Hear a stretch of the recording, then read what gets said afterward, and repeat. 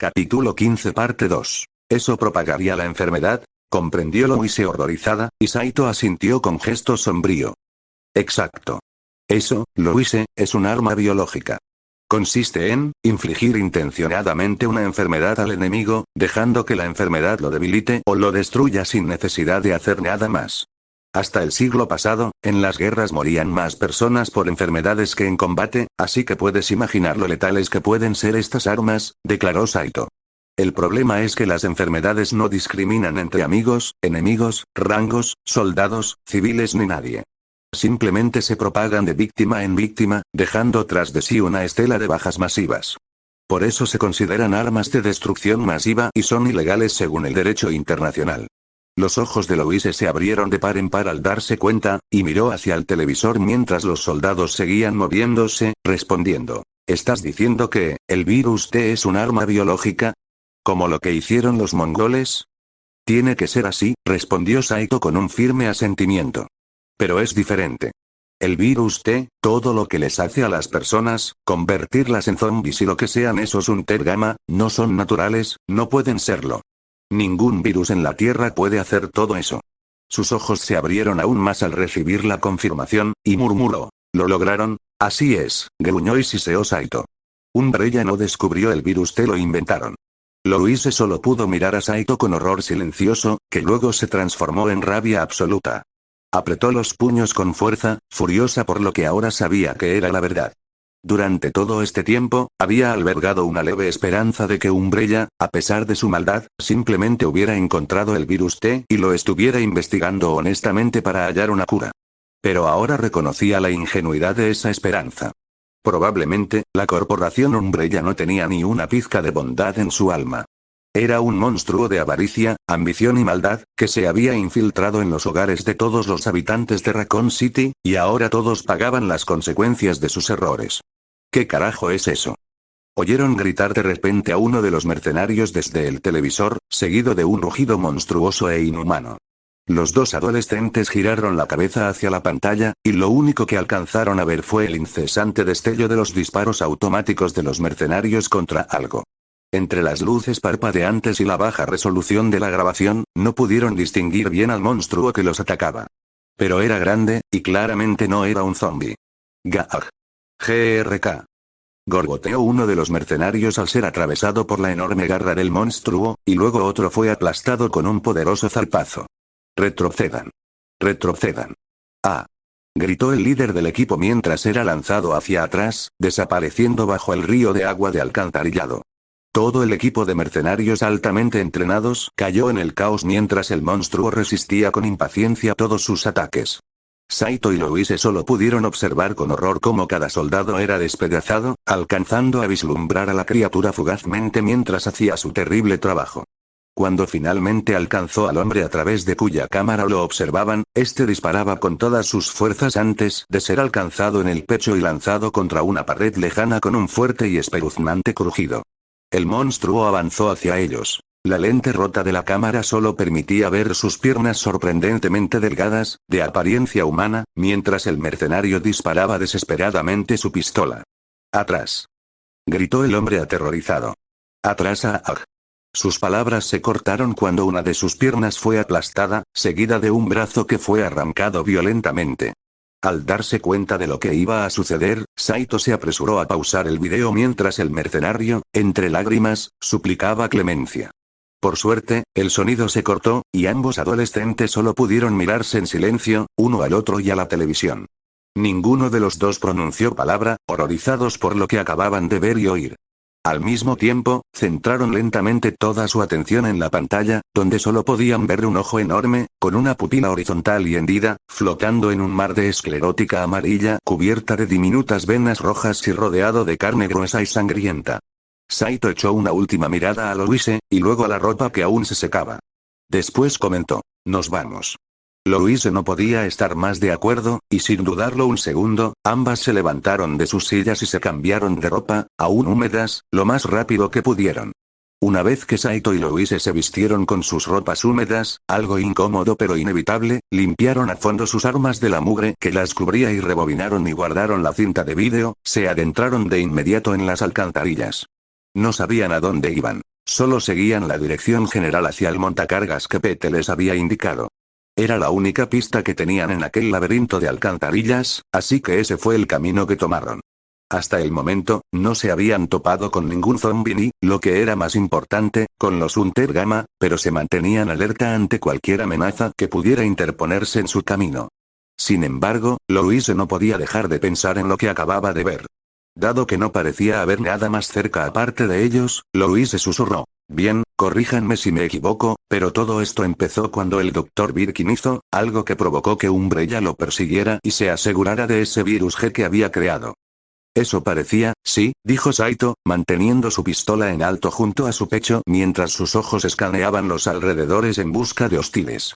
Entonces, la noche del 22 de septiembre, justo antes de la medianoche, Umbrella envió a un equipo de mercenarios, su equipo alfa o algo así, supongo, tras Birkin, liderados por un tipo que se hacía llamar Unk, continuó Louise, con su revólver apuntando al suelo.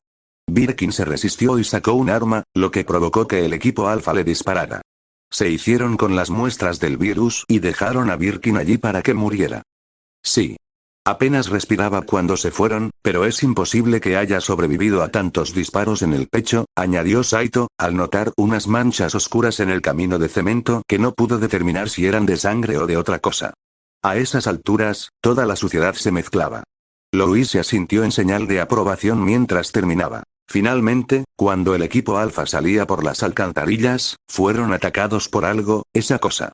Esa cosa mató a todo el equipo, y después, el virus T, creado por Umbrella, llegó al agua.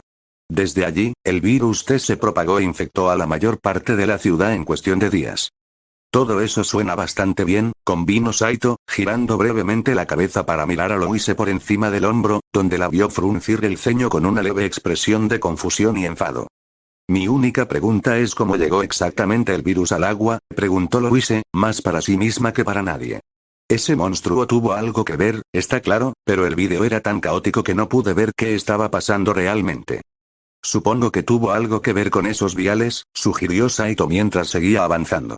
Esos líquidos de colores brillantes que sostenían eran sin duda muestras de virus.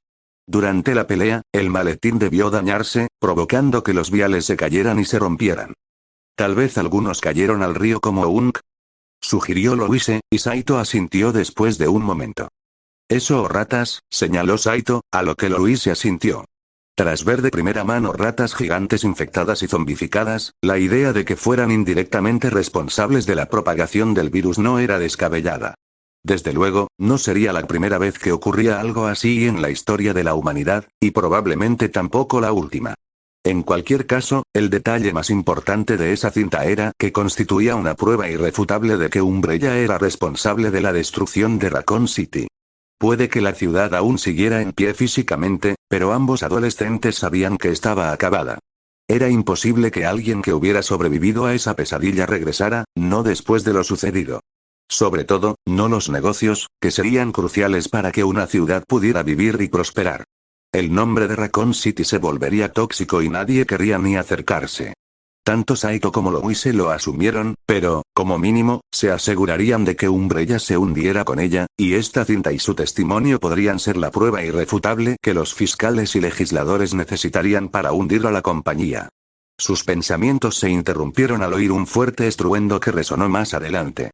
El sonido los hizo detenerse en seco y apuntar con sus armas. Al principio, no se oyó nada más, pero luego hubo otro disparo, y otro más. Debido a lo laberínticas y estrechas que eran las alcantarillas, era imposible calcular la distancia exacta de los disparos, pero era evidente que provenían de la dirección a la que debían ir.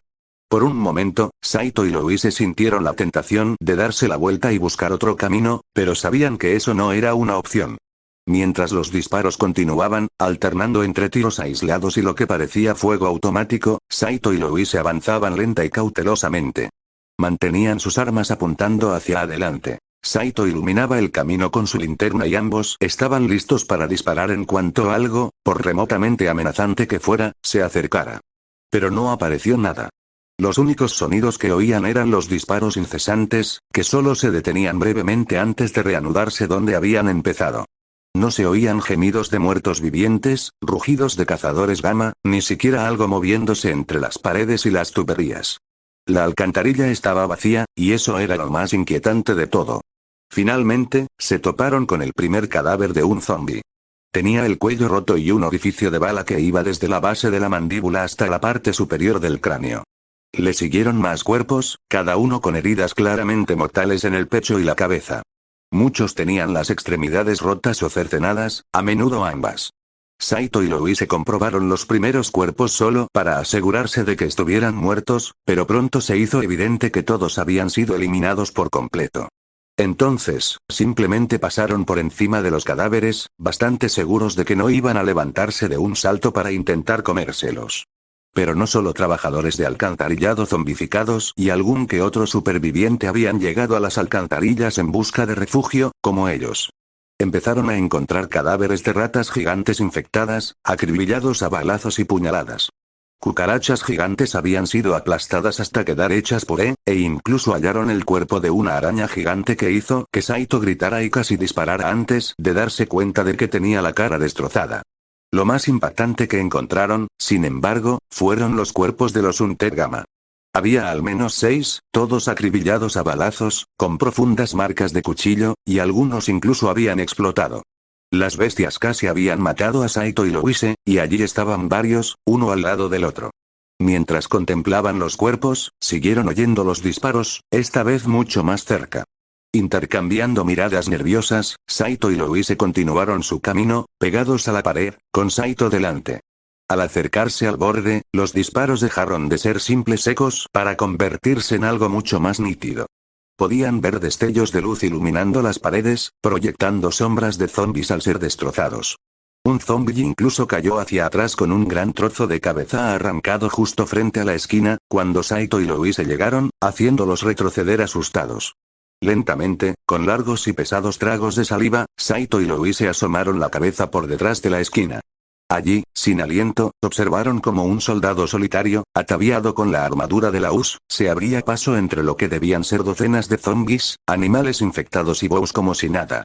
A los zombis, les disparaba a la cabeza una y otra vez con su pistola, todas sus balas daban en el blanco y los derribaba de 2 o 3 tiros. Para cuando sus cuerpos tocaban el suelo, él ya estaba en el siguiente. Cuando se le acababan las balas de la pistola, cambiaba al MP5 que llevaba guardado en la mochila, cuya alta cadencia de fuego destrozaba a los zombis miembro a miembro. Un par de veces, alguno de los muertos vivientes logró acercarse y alcanzarlo, pero el mercenario simplemente se agachaba o esquivaba, a veces incluso logrando clavarles el cuchillo directamente en la cabeza antes de alejarse. Durante esos breves respiros, recargaba sus armas más rápido que cualquier cosa que Saito o Louise pudieran hacer, y volvía inmediatamente a destrozarlos. Unos cuantos Unter Gamma salieron del agua y de las tuberías cercanas para unirse a la refriega, pero el mercenario simplemente sacó una escopeta Remington 870 y les metió unos cartuchos de perdigones directamente en la boca. A uno le voló la nuca cuando el soldado literalmente le metió el cañón de su rifle por la garganta y apretó el gatillo. Finalmente, la cantidad de zombis que lo rodeaban creció demasiado, y ambos adolescentes, mirando al hombre con asombro y temor, sintieron que ese podría ser su fin. Fue entonces cuando el mercenario dejó caer algo a sus pies, y Saito apenas logró distinguir qué era y apartar a Louise y a sí mismo del borde antes de que explotara.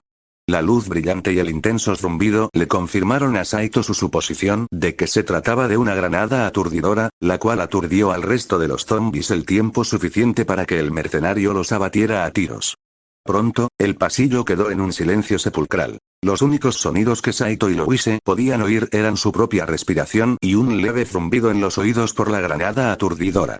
Lentamente, asomaron la cabeza para observar las consecuencias y vieron al soldado de la US de pie, triunfante, sobre el campo de cadáveres a sus pies. Solo entonces pudieron reconocerlo, y los ojos de ambos adolescentes se abrieron de par en par al darse cuenta. No se trataba de un soldado cualquiera de la US. Era el líder del equipo Alpha, el que aquel monstruo arrojó al río. El hombre que se hacía llamar Unk. Unk, por su parte, respiraba con dificultad por el esfuerzo, pero por lo demás parecía estar completamente ileso. La sangre que cubría su armadura no era suya, y no le prestó atención mientras escudriñaba la zona en busca de más zombis. Al no encontrar ninguno, se permitió relajarse un instante, luego metió la mano en los bolsillos para sacar cargadores y recargar sus armas. Incluso se tomó la molestia de insertar rápidamente balas nuevas en los cargadores vacíos, guardándolos para usarlos más adelante. Solo cuando terminó, agachado sobre una rodilla para recargar con más facilidad, levantó lentamente la cabeza para mirar fijamente a Saito y Louise. Como ciervos deslumbrados por los faros, los dos adolescentes se quedaron paralizados por la sorpresa y el miedo. Cualquier esperanza de que no los hubiera visto y simplemente estuviera mirando fijamente en su dirección se desvaneció cuando se puso de pie y les apuntó con su arma. Comenzó a avanzar lentamente, y los adolescentes sintieron que sus piernas se convertían prácticamente en piedra. Podrían haber intentado huir, pero sus piernas no respondían, y después de lo que acababan de presenciar, dudaban mucho de que pudieran vencerlo. No podían con el equipo de mercenarios que ya los tenía acorralados, y algo les decía que este tipo era mejor que todos ellos. Justo cuando recuperaban la sensibilidad en las piernas y estaban a punto de echar a correr, se detuvo de repente a pocos pasos de ellos y se agachó. Para sorpresa de Saito y Louise, vieron que había cogido uno de los viales que el Dr. Birkin había guardado en el maletín del vídeo. El vial contenía un medio de contraste rosa, y mientras lo guardaba en su bolsillo, mantuvo su MP5 apuntando hacia ellos. Empezó a retroceder, asegurándose de no perder de vista a los adolescentes. Solo al llegar a la escalera que conducía al piso superior se dio la vuelta y se marchó, lanzándoles una última mirada fulminante antes de desaparecer de su vista. El mensaje fue claro: no lo siguieran. Saito y Louise se preguntaron brevemente por qué no había intentado detenerlos si Umbrella intentaba capturarla, pero luego recordaron a las fuerzas de la UX que encontraron en el zoológico. Pronto se dieron cuenta de que la compartimentación operativa podría estar en juego. Y su equipo habían sido enviados para obtener las muestras del virus del Dr. Birkin, y llevaba días atrapado en las alcantarillas. Quizás ni siquiera sabía que Louise debía ser capturada por Umbrella, o simplemente estaba tan concentrado en terminar la misión que no le importaban ni Louise ni Saito. En cualquier caso, fue un golpe de suerte que Saito y Louise necesitaban, e inmediatamente corrieron más allá del campo de cadáveres hacia la puerta sin llave junto a la escalera, la cual cerraron inmediatamente tras ellos. Animados por el encuentro cercano con otro soldado de la US, Saito y Louise continuaron por los sinuosos senderos hacia lo que esperaban fuera el ascensor de servicio del que Pete les había hablado. Ahora que el pánico no los había paralizado, una parte de Saito se preguntó si él y Louise podrían haber abatido al soldado. Tenían armas y la ventaja de la ventaja, así que tenían una buena oportunidad. Pero rápidamente desechó esas ideas. Este tal que debía ser un nombre en clave, era claramente superior a los demás, probablemente más hábil que cualquiera de los mercenarios que los perseguían. Si intentaban enfrentarlo, en el mejor de los casos terminarían como las decenas de muertos vivientes que había aniquilado ante sus ojos. No, lo mejor era evitarlo y agradecer a quien quiera que los escuchara que decidiera dejarlos en paz por la razón que fuera. Si no lo hubiera hecho, si hubiera decidido que necesitaba protegerlos a ellos y a esa muestra del virus, ni él ni Louise habrían tenido ninguna oportunidad. Sobre todo en un espacio tan reducido y confinado. Tuvieron que enfrentarse a algunos zombies, animales infectados e incluso a algunos Untergamma mientras continuaban su avance por las alcantarillas. Ninguno fue particularmente difícil de derrotar, aunque los Untergamma resistieron mucho más daño antes de caer. Ambos adolescentes también tuvieron que usar sus armas cuerpo a cuerpo con mucha más frecuencia de la que hubieran deseado, ya que sus reservas de munición comenzaban a agotarse. A Saito solo le quedaban 5 cartuchos para su escopeta, y a Louise solo un cargador para su rifle. Por suerte, no tuvieron que volver a pisar el agua sucia gracias a que todas las pasarelas estaban intactas y las puertas sin llave, pero el hedor era insoportable. Finalmente, para su gran alivio, encontraron las primeras señales que confirmaban que la pista que seguían era correcta. Se trataba de un letrero con 2 flechas apuntando en direcciones opuestas. La que apuntaba a la derecha, de color rojo oscuro, tenía escrita la palabra seguridad, mientras que la otra, de color azul oscuro, decía mantenimiento. Suponiendo que el ascensor de servicio para salir de allí estaría en mantenimiento, Saito y Louise giraron a la izquierda y caminaron rápidamente hacia la puerta. Pero, al llegar a ella, enseguida se percataron de un problema. El pomo de la puerta, por mucho que lo intentaran, no se movía. ¡Maldita sea!, exclamó Saito mientras apretaba con todas sus fuerzas el pomo de la cerradura, con la esperanza de abrirla, pero no se movía. Soltando un gruñido de frustración, Saito retrocedió y murmuró: «Es inútil». Louise frunció el ceño y observó detenidamente la puerta. Era una puerta metálica empotrada en una pared con rejas de hierro, con gruesos barrotes que impedían el paso. Al notar una ranura rectangular junto al pomo, también vio un trozo de papel pegado a la pared. Lo arrancó y comenzó a leer en voz alta. Hemos recibido informes de personal no autorizado en las zonas de control de las instalaciones. En respuesta, estamos reemplazando las antiguas cerraduras mecánicas e implementando nuevos protocolos de seguridad. Para desbloquear las nuevas cerraduras electrónicas se requiere una batería especial, que se distribuirá a todos los empleados. Por favor, lleven siempre consigo su batería personal al desplazarse por las instalaciones. Frunció el ceño mientras doblaba el trozo de papel y se lo guardaba en el bolsillo, refunfuñando. Bueno, eso es perfecto. ¿Por qué usarías pilas como llaves? Algo me dice que eso forma parte de los protocolos de seguridad de los que se quejaba Pete, comentó Saito mientras se pasaba la mano por el pelo.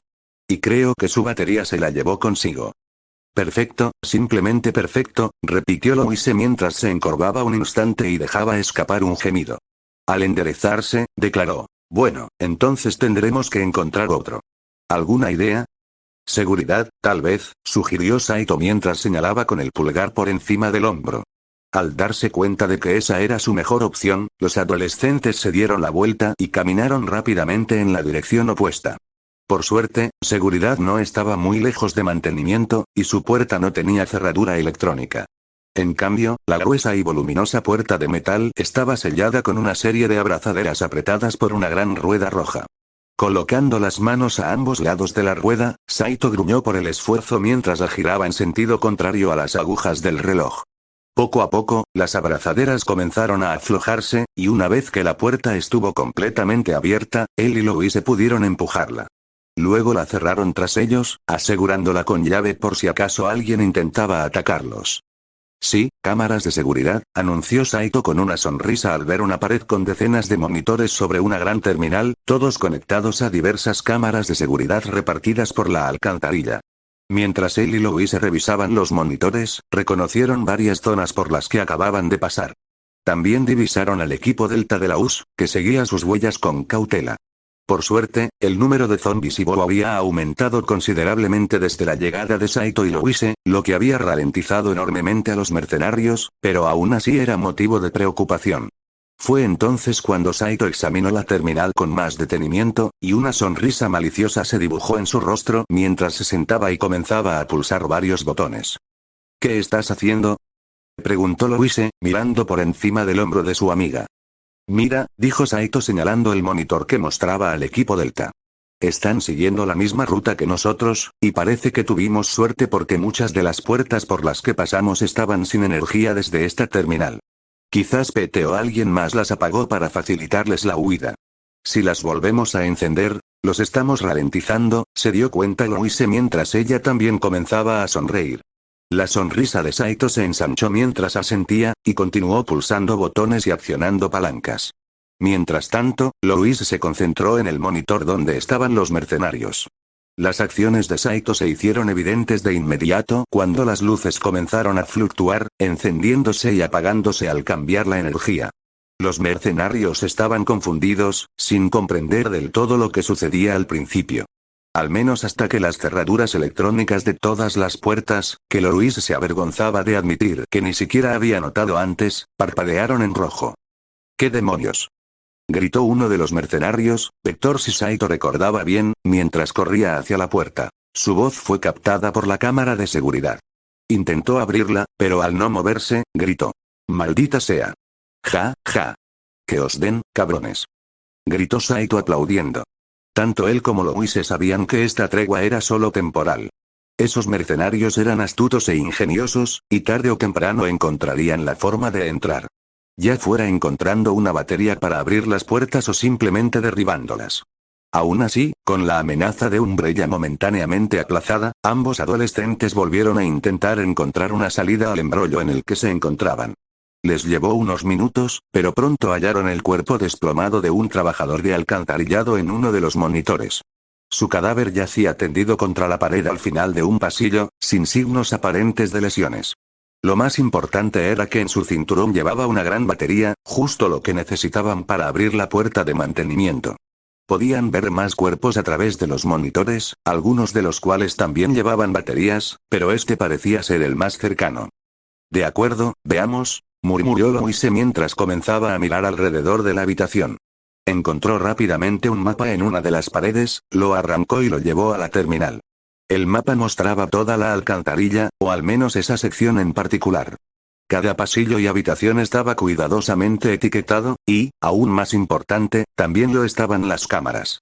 Tomando un marcador y usando los monitores etiquetados como referencia, Louise trazó con cuidado una ruta para llegar hasta el trabajador muerto. De acuerdo, creo que ya sé qué tenemos que hacer, declaró Louise mientras deslizaba el dedo por el camino marcado. Si tomamos esta ruta, podemos llegar hasta el trabajador, coger su batería y volver aquí.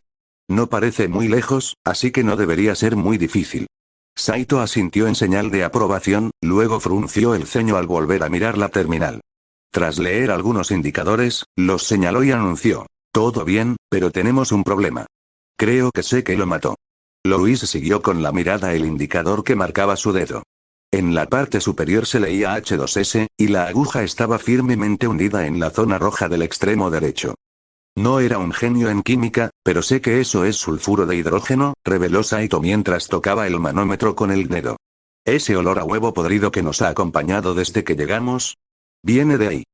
¿Eso es un problema?, preguntó Louise, con preocupación reflejada en su voz. En pequeñas cantidades, no realmente. Estamos perfectamente bien, siempre y cuando no pasemos días o semanas aquí abajo, respondió Saito, frunciendo el ceño. Pero no a esos niveles. El sulfuro de hidrógeno, Louise, es un gas venenoso, corrosivo e incluso inflamable. Si te expones demasiado, mueres. Los ojos de Louise se abrieron de par en par y murmuró: ¿eso fue lo que lo mató? Sí, confirmó Saito asintiendo. Pete mencionó fugas de gas que inundaron secciones enteras del alcantarillado y que no pudieron arreglar a tiempo antes de que todo se fuera al traste. Apuesto a que eso fue lo que mató a este tipo, probablemente incluso antes de que comenzara el brote. Louise dejó escapar un suspiro de pesar mientras negaba con la cabeza. Luego se armó de valor y preguntó: bien, entonces, ¿cómo vamos a llegar hasta allí? Normalmente diría que vacíes el tanque de gasolina, pero no tengo ni idea de cómo hacerlo, admitió Saito. Si lo intento, es muy probable que lo eche aquí y nos matemos los dos. ¿Así que tenemos que ir físicamente a buscarlo?, preguntó Louise. Si fuera una maga del viento, tal vez, pero no puedo aguantar la respiración tanto tiempo. No creo que sea necesario, replicó Saito señalando una habitación en el mapa cerca de la sección de la alcantarilla inundada por el gas tóxico.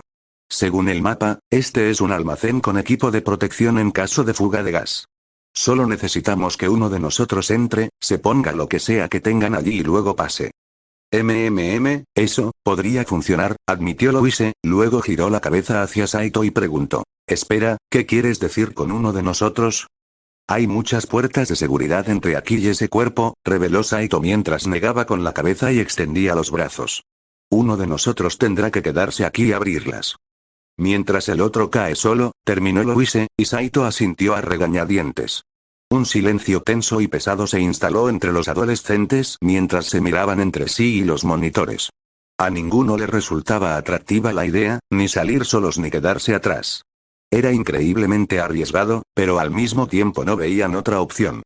Tras soltar un suspiro, Louise ofreció: iré a buscar la batería. ¿Estás segura?, preguntó Saito de inmediato, y Louise asintió. Sí, estoy segura. No se me dan nada bien los ordenadores, así que tendrás más posibilidades de averiguar qué tienes que hacer, señaló Louise. Luego hizo una mueca y añadió: creo que debería dejar mis armas aquí.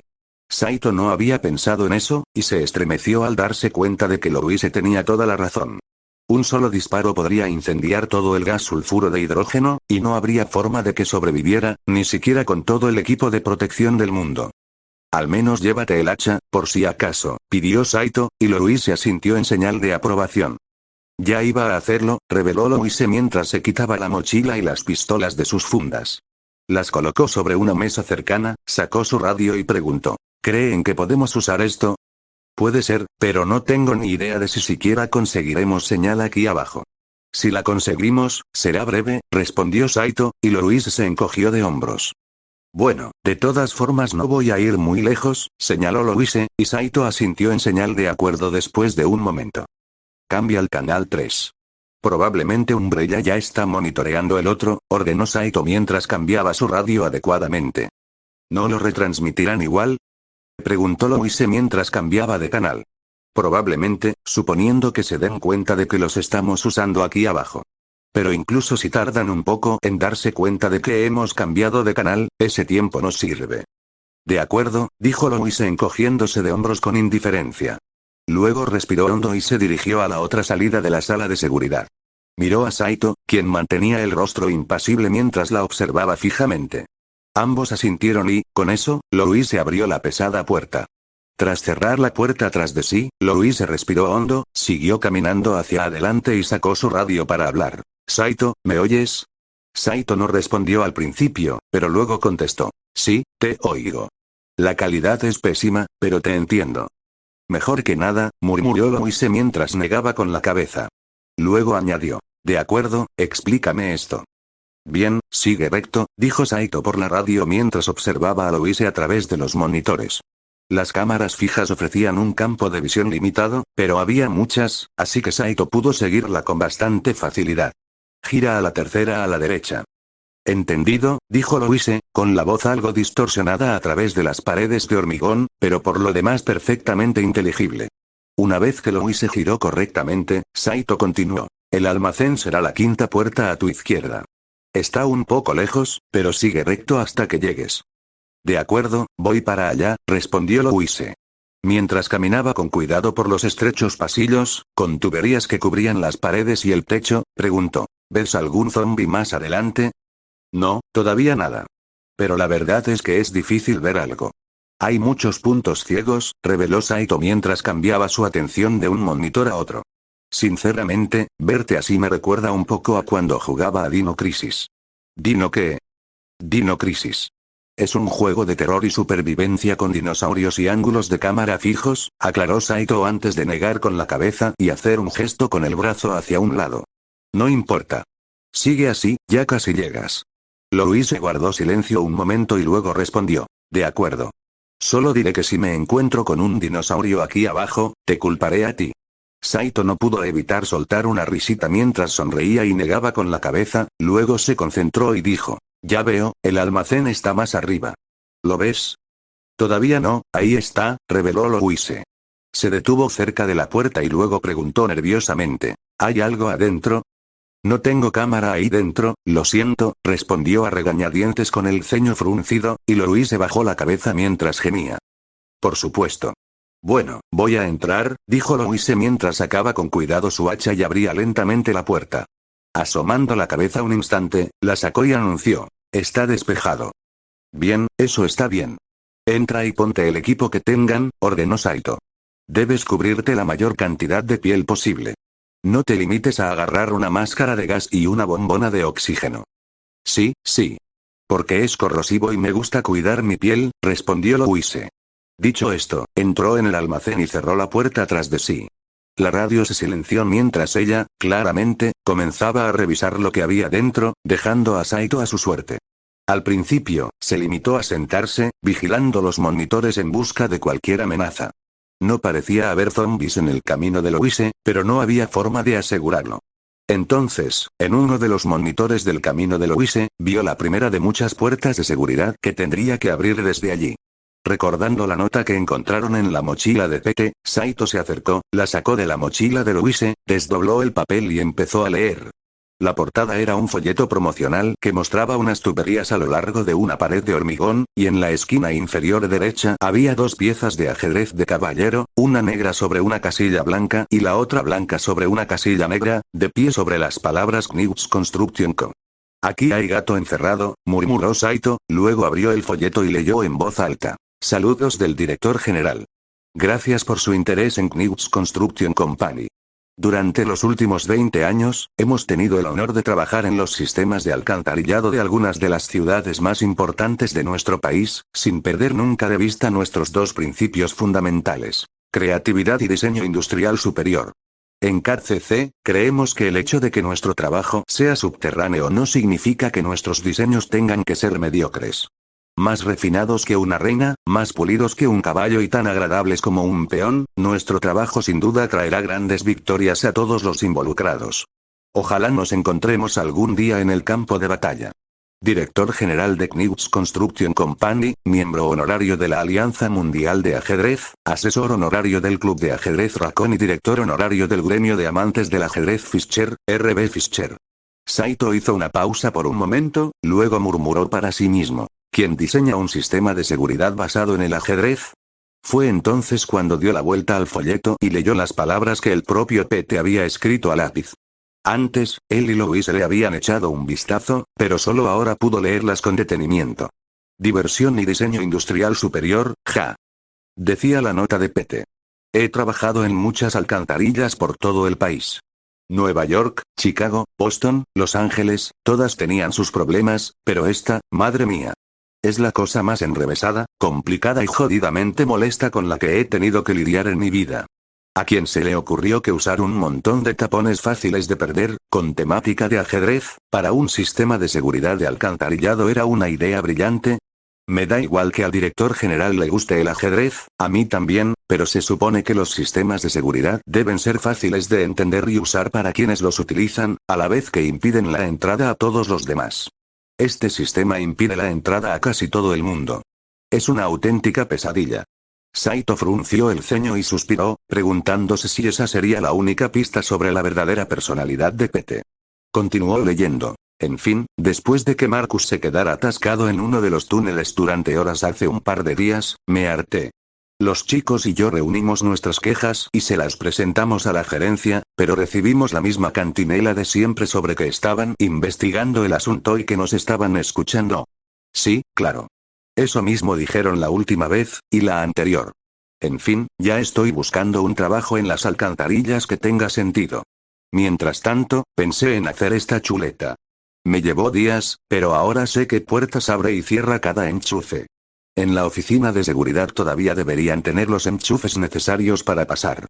Espero que esto le sirva a alguien mucho después de que me vaya. Saito se quedó mirando el papel, observando las tablas cuidadosamente marcadas y organizadas de las puertas que se abrían y cerraban con cada enchufe, indicando dónde debía ir cada uno. Al mirar hacia las paredes, vio las ranuras correspondientes, aunque las marcas que indicaban dónde debía ir cada enchufe estaban borradas. Abrió un cajón cercano y, efectivamente, allí estaban los 6 enchufes, cada uno con una pieza de ajedrez blanca diferente encima. Sí, Pete, se dijo Saito para sí mismo mientras sacaba el tapón de la reina y se lo acercaba a la cara. Gracias. Sus pensamientos se vieron interrumpidos cuando la voz de Louise salió de la radio diciendo, de acuerdo, estoy bien. Ya salgo. Saito volvió a centrar su atención en los monitores, donde vio a Louise salir del almacén. Ahora llevaba un traje completo, con máscara antigas y una pesada bombona de oxígeno sujeta a la espalda. A Saito le recordaba un poco a un equipo de buceo, aunque más voluminoso. Además, le quedaba claramente holgado en varias zonas. Al caminar, tenía que detenerse con frecuencia para reajustarse la ropa protectora. ¿No pudiste encontrar una talla más pequeña?, preguntó Saito, y Louise refunfuñó mientras miraba fijamente a la cámara de seguridad. Esta era la más pequeña que tenían. No es mi culpa que todos los trabajadores de alcantarillado fueran hombres, replicó Louise, y Saito asintió en señal de comprensión. De acuerdo. Ahora, sigue recto. Tendrás que abrir otra puerta pesada más adelante. Asegúrate de que tu máscara antigas esté bien puesta antes de abrirla. Una vez que lo hagas, entrarás en la sección de la alcantarilla inundada de sulfuro de hidrógeno, reveló Saito, y Louise asintió. Entendido, respondió Louise, respirando hondo antes de comprobar que la máscara antigas estuviera bien ajustada a su cabeza y que no hubiera fugas. Una vez segura de que no las había, continuó avanzando a un ritmo prudente pero enérgico. Una vez que llegó a la pesada puerta en cuestión, se detuvo un instante para calmar sus nervios y luego colocó las manos sobre la brillante rueda roja. Al girarla en sentido contrario a las agujas del reloj, la puerta se abrió con un fuerte chirrido, permitiendo a Louise entrar rápidamente y cerrarla tras de sí. De acuerdo, estoy dentro, dijo Louise, respirando con mucha más dificultad que antes a medida que el miedo se apoderaba de ella. ¿Puedes oler algo?, preguntó Saito, y Louise negó con la cabeza. No. Eso está bien, ¿verdad?, preguntó Louise, y Saito asintió. Sí, debería ser así. Aún así, intentemos terminar con esto lo más rápido posible, dijo Saito mientras sacaba el resto de las fichas de ajedrez. Por suerte, es prácticamente un camino recto hasta el cuerpo, y con la chuleta que nos dejó Pete, espero que no sea muy difícil abrir todas estas puertas. De acuerdo, te creo. Solo sácame de aquí, ordenó Louise, y Saito asintió. Bien, sigue recto hasta llegar a una puerta de seguridad, dijo Saito mientras tomaba la primera pieza que necesitaba según la chuleta. A través del monitor, vio a Louise haciendo lo que le habían dicho, pasando de un monitor a otro por el largo pasillo. Una vez que llegó a la primera de las muchas puertas de seguridad, Saito insertó la pieza de la reina en la ranura correspondiente. La puerta se desbloqueó y la luz se puso verde, lo que hizo que la reja se deslizara y le permitiera el paso a Louise. Cruzó el umbral con cuidado y siguió avanzando, hasta llegar a una escalera que la condujo a una pasarela sobre un río de aguas residuales. Saito, hay varias puertas aquí arriba, reveló Louise a través de su radio. Sí, sí. Ya los veo, espera, respondió Saito. Siguiendo la chuleta, insertó la torre en su sitio, permitiendo que la primera y la tercera puerta se abrieran. La segunda, sin embargo, permaneció cerrada, obligando a Saito a insertar el caballo mientras sacaba la reina. Si bien cerró las dos primeras puertas por las que Louise había pasado, también abrió la segunda, dejando la tercera abierta. Madre mía, qué lío.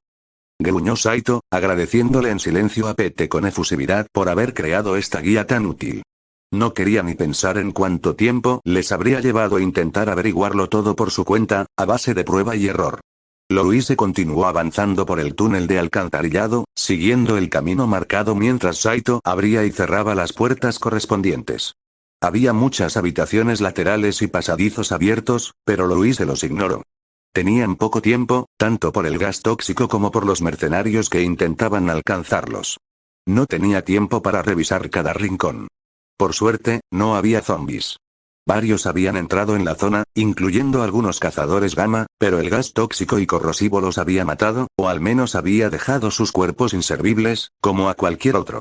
A Louise y Saito les parecía perfecto, ya que les facilitaba mucho las cosas. Lo veo. Anunció Louise emocionada una vez que llegó al final del túnel. Perfecto. Agarra la batería y sal de ahí gritando, ordenó Saito mientras Louise corría hacia el cuerpo. Arrodillada junto al cadáver, lo examinó cuidadosamente para asegurarse de que estuviera realmente muerto, clavándole la hoja de su hacha en el cuello, pero no reaccionó. Segura de que no iba a saltar para atacarla, Louise le arrancó la batería y el cable del cinturón al trabajador fallecido. Lo tengo. Anunció Louise, sosteniendo la batería contra su pecho. Uf, pesa bastante. Está bien, solo tráelo de vuelta aquí, le dijo Saito. Tras lograr su objetivo, Louise se dio la vuelta y regresó rápidamente a la sala de seguridad. El ir y venir de las puertas la retrasó un poco, pero en general el regreso resultó ser mucho más rápido que la ida.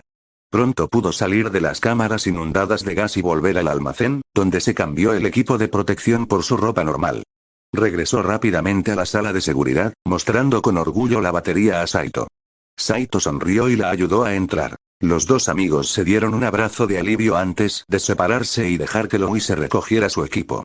Una vez lista, se dispusieron a salir de la sala de seguridad, pero antes de hacerlo, Saito se detuvo y miró el mapa que habían dibujado y los enchufes que aún estaban conectados. Esperen, tengo una idea, reveló Saito mientras miraba los monitores que mostraban a los mercenarios que seguían avanzando, aunque a paso de tortuga. Tomó el mapa, lo dobló y lo metió en su mochila. Luego, cogió todas las fichas de ajedrez, las sacó de la sala de seguridad y las arrojó a las alcantarillas. Que te diviertas pasando por aquí sin eso, dijo Saito en tono burlón, mientras Louise sonreía comprendiendo a su lado. Luego cerraron la puerta de seguridad tras ellos y corrieron hacia la puerta de mantenimiento. Louise insertó la batería en la puerta electrónica, lo que provocó que se desbloqueara y les permitiera pasar. Una vez cerrada la puerta, Louise, con cuidado, metió la mano entre los barrotes para sacar la batería de su ranura, activando así el cierre de la puerta. Mientras caminaban por el sendero de hormigón, con la pistola y la linterna de Saito a mano por si acaso algo intentaba sorprenderlos, los dos adolescentes continuaron avanzando por las alcantarillas. Louise, por su parte, sostenía abierto el mapa de las alcantarillas, intentando localizar el montacargas. Lo encontré.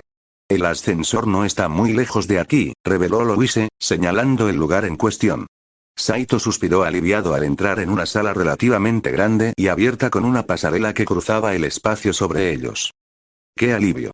Quizá por fin podamos, dijo Saito, pero se detuvo al oír, junto con Louise, unos pasos ligeros y apresurados sobre ellos.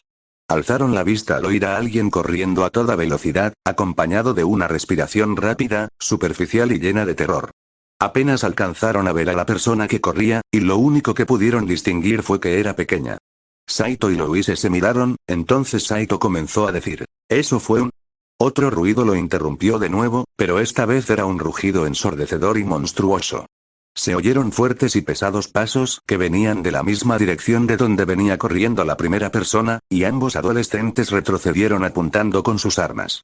Pronto el monstruo llegó a la pasarela a toda velocidad, y cada paso hacía temblar y vibrar la estructura metálica.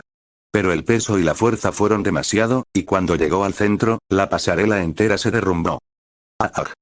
Chilló Louise mientras ella y Saito retrocedían apresuradamente, apuntando con sus pistolas hacia la nube de polvo que cubría la monstruosidad que se había estrellado contra el suelo tras ellos.